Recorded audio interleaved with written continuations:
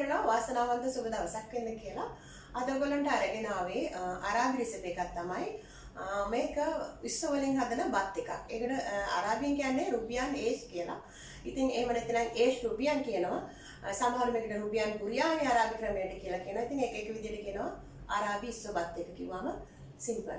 ඉතින් මම හිතනවා ඔයාලට මේක ගොඩක් වැදගත්. ඒ වගේම මගේ ලංකාවේ ඉන්න යාළුවන්ට අරාබි රසට විශ්ව වලින් බත් එකක් හදාගන්න මේ වීඩියෝ එක වැදගත්. ඒකට යන්න කලින් මතක් කරනවා ඔයා තවමත් මානි ඩිසිල්ලා කියන මගේ YouTube channel එක subscribe කරලා නැතිනම් subscribe කරන්න.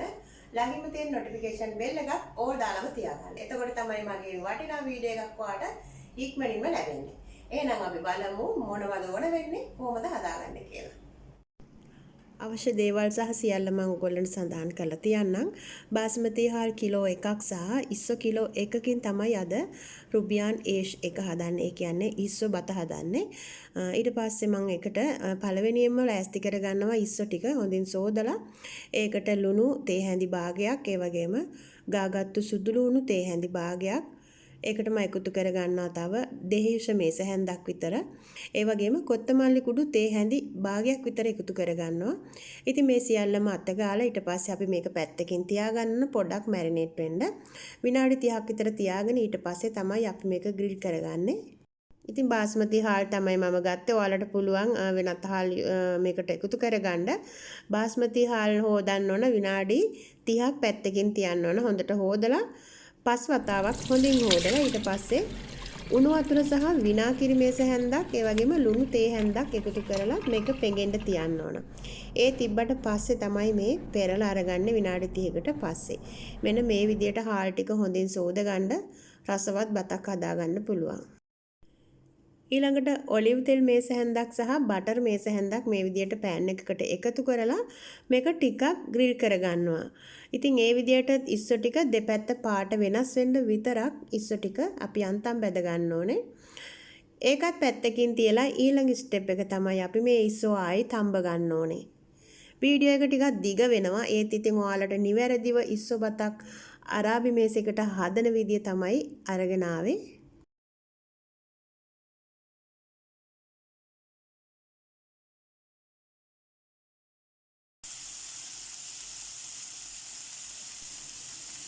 මේ භාජනය මම ලිපෙන් අයින් කරලා ඊට පස්සේ අපිට තම්බන්න පුළුවන් භාජනයක් ගන්නවා. ඉතින් ඒකට ජිදර් කියලා තමයි අරාබියෙන් කියන්නේ. ඉතින් ජිදර් එකක් මේ විදියට අරගන්නවා. මේක කෑම බත් වගේ දේවල් උයන භාජනයක්. ඊට පස්සේ අපි මේ ඉස්සෝ ටිකයි ඒකේ තියෙන තෙල් ගතියයි ඔක්කොම මේ භාජනයට එකතු කරනවා. එකතු කරලා මේකට උණු වතුර එකතු කරගන්න ඕනේ. ටිකක් වැඩිපුර එකතු කරගන්න. ලීටර් 1.5ක් විතර වතුර එකතු කරගන්න උණු වතුර.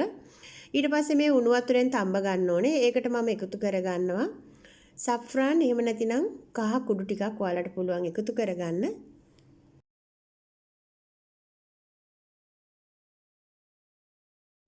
ඒ වගේම මේකට කලවම් 3-5 කුඩුත් මේස හැඳි එකක් විතර එකතු කරගන්නවා. ඉතින් එකතු කරගෙන අපි මේක තඹ ගන්න ඕන විනාඩි 15ක් විතර තඹ ගන්න ඕනේ. ඊළඟට අපිට අවශ්‍ය වෙනවා කොත්තමල්ලි කොළ කුඩාවට කපාගෙන, ඒ වගේම බේ ලීව්ස්, ඒ වගේම සිනමුන්, කරදම, ඒ ටික අපිට අවශ්‍ය වෙනවා. ලුණු ගෙඩියක් කුඩාවට කපාගෙන පැත්තකින් තියාගන්න. ඉඟුරු සුදු ලුණු ටිකකුත් ගාලා පැත්තකින් තියාගන්න. අපිට නැවතත් ඕන වෙනවා ඔලිව් ඔයිල් සහ බටර් ටිකක් මේස හැන්ද බැගින් අපිට අවශ්‍ය වෙනවා. ඔන්න දැන් ඉස්සෝ ටික තැම්බිලා ඉවරයි. ඊට පස්සේ මම මේක පෙරාගෙන වතුර ටික පැත්තකින් තියා ගන්නවා. ඉස්සෝ වෙනම තියා ගන්නවා. මේ බතේ වතුරෙන් තමයි අපි බත උයන්නේ, මේ වතුරෙන් තමයි. ඉතින් ඒක නිසා පිරිසිදුට පෙරා ගන්න. ඊට පස්සේ මේ විදියට බටර් ඔලිව් ඔයිල් එකතු කරලා ලුණු බැද ගන්න ඕනේ. ලුණු කෝප්පයක් බැද ගන්නවා. ඒකට කරදමුංගු, බේ ලීව්ස් ඔයාලට කැමති දෙයක් එකතු කරන්න පුළුවන්. බතක් උයද්දී අවශ්‍ය වෙන දේවල්. කරාබුනේටි කෑල්ලක්, ඒ වගේම මේකට අපිට දාන්න පුළුවන් ඉඟුරු ටිකක් ගාලා ඒ විදිහට එකතු කර ගන්න ඕනේ.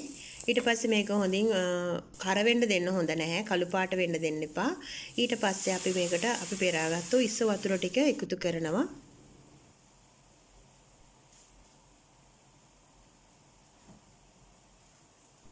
බාස්මති හාල් කිලෝ 1ක් තමයි මම මේ විදිහට එකතු කරන්නේ. විශේෂයෙන් මේ හාල් හොඳින් පොඟව ගන්න ඕන බාස්මති හාල්. මම කලින් කියපු විදියට විනාකිරි ලුණු දාලා විනාඩි 30ක් පොඟව ගන්න ඕනේ. ඉතින් ඊට කලින් 6-7 වතාවක් විතර හොඳින්ම සෝදන්න ඕනේ.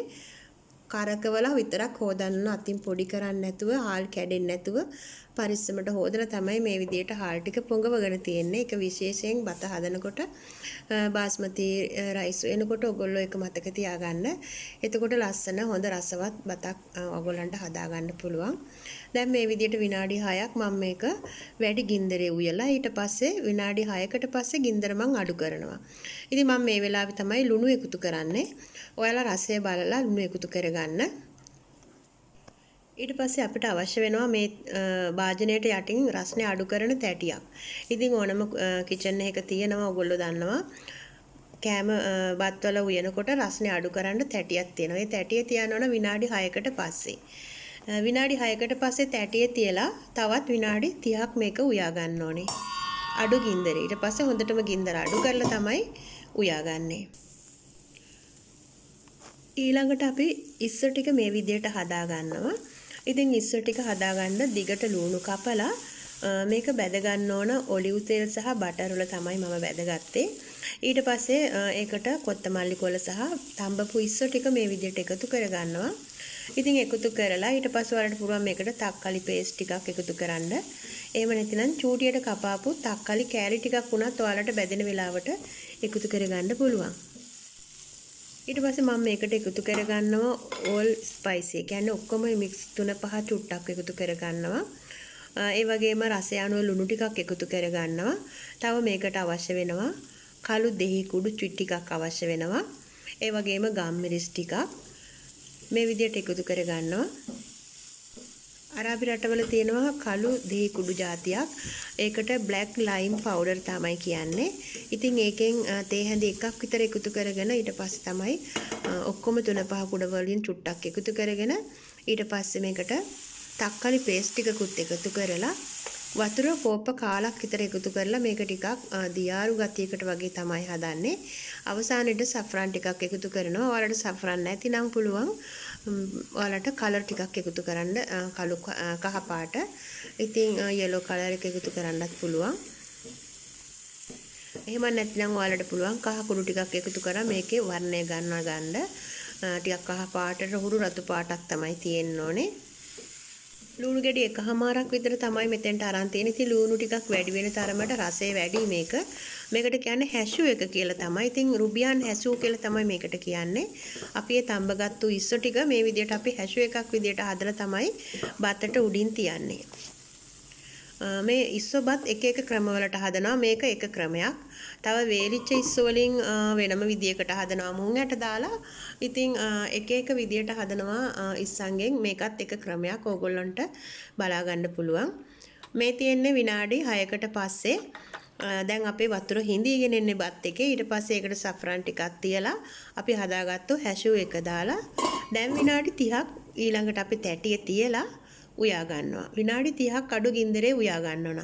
එතකොට තමයි අපිට මේක හොඳ සොෆ්ට් බත් එකක් විදියට අපිට ලැබෙන්නේ.